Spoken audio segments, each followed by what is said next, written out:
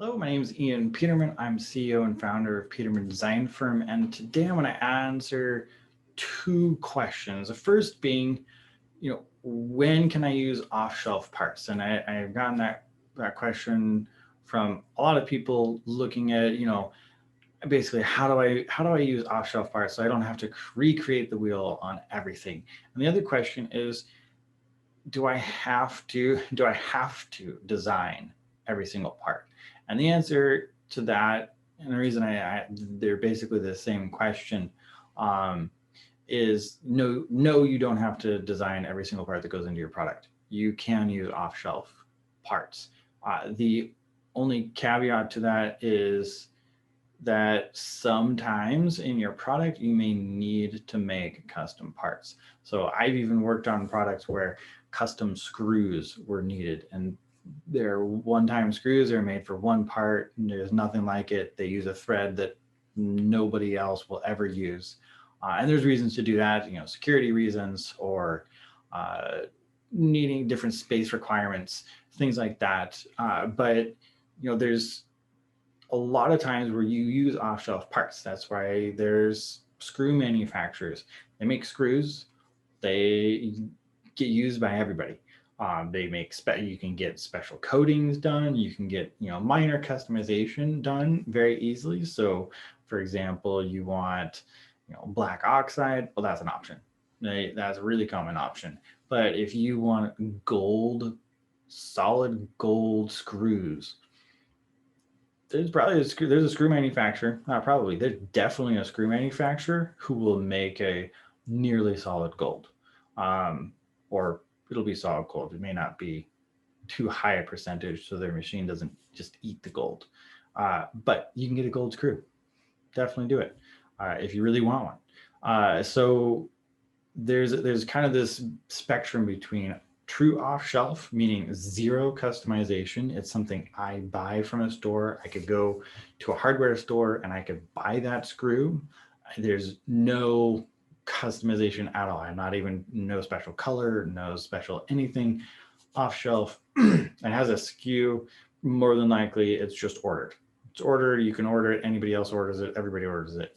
Then you have full custom, where nobody in the world has ever made this part before, probably, or to your knowledge. It's made specifically for you. It's made specifically for your product. And this is obviously the most expensive time. This is where the reason why companies like mine exist, because you need parts that have never been made before by anybody else, and you need them designed. And then there's this middle ground. It's really a rainbow, and it all blends together. That's a nice black to white gradient here, and right in the middle you have this band of, well, it's an off-shelf part, but I got it in blue. Nobody else is getting it in blue. You can't order it in blue online. The company making your screw doesn't make it in blue, but you need it in blue. So you take an off-shelf part and you do a minor customization. And that's, not as much tooling. Maybe you're just powder coating it blue, whatever it is, you're doing just a minor amount of work. And so that's still, over here.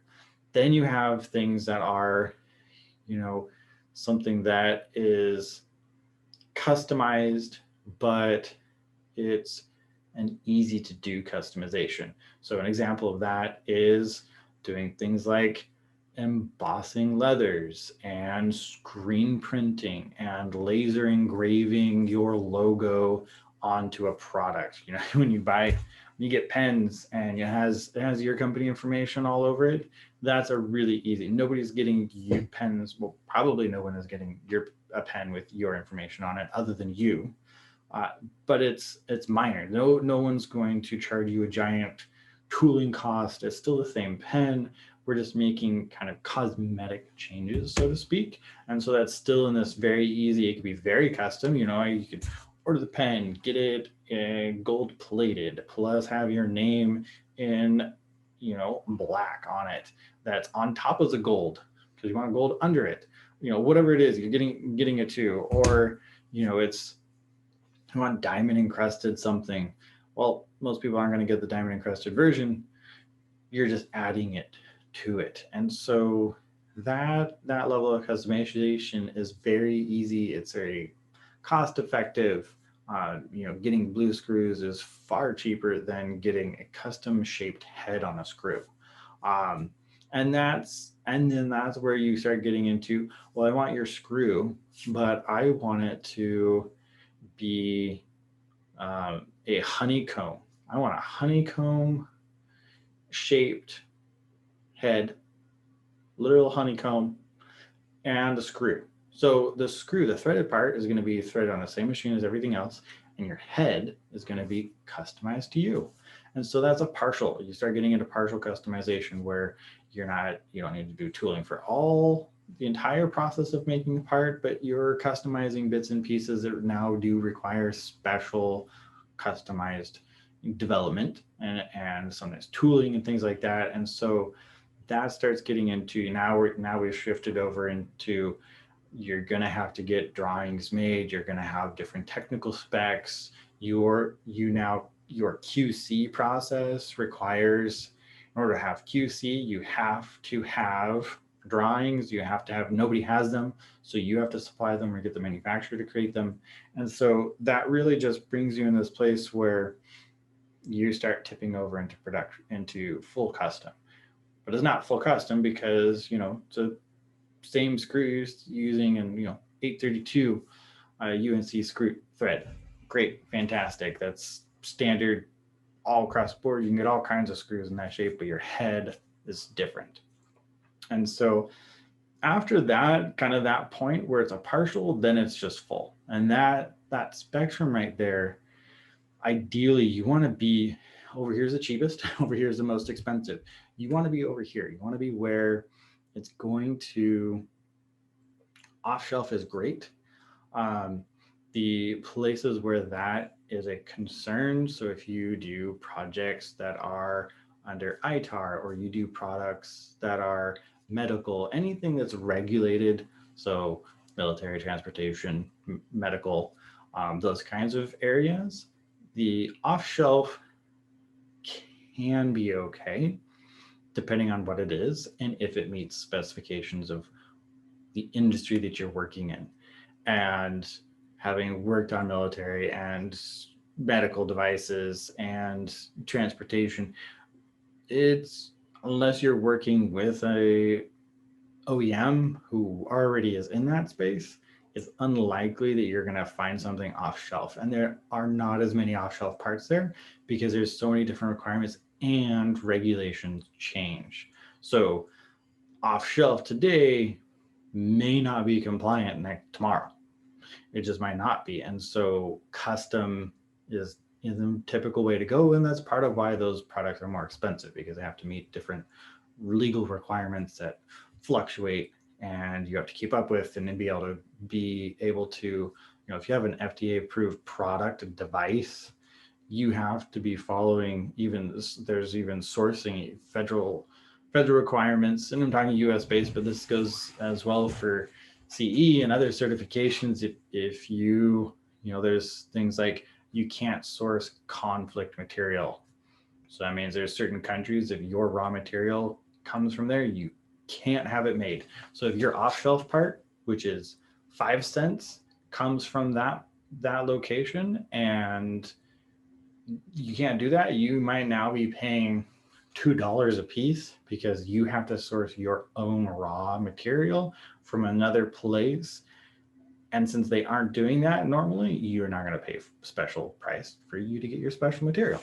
And so that's drives it over here. So you might even end up having an quote unquote off shelf, no special tooling, but your material may be required to be super custom, which is still cheaper. So it's still all cheaper than fully custom. This is like custom tooling. You are going to get custom injection molding tooling that you get made, you pay to get made, it gets used on your product. It only can make your product. It's not, nobody else is going to use your product, or they shouldn't be, right? So there's always this balance. And off shelf the goal in any design is you want as much off-shelf as possible to balance with requirements. And that's part of design for manufacturing, which I'll dive into in another video. But part of that process is sourcing off-shelf as much as possible. And it's worth the money to spend in the DFM process, design for manufacturing, to look for those off-shelf parts. And depending on how you prototyped, you start with what you prototype with, and you want to use as much off-shelf things in your prototype as possible, because you're going to make one and you're going to break it, and you're going to make another one, you're going to test it, you're going to make another one, and you're going to keep going. And so you want to really use off-shelf, and that can also help inform production. And that, oh, well, we use this off-shelf part, it works fantastically, we've tested it's great.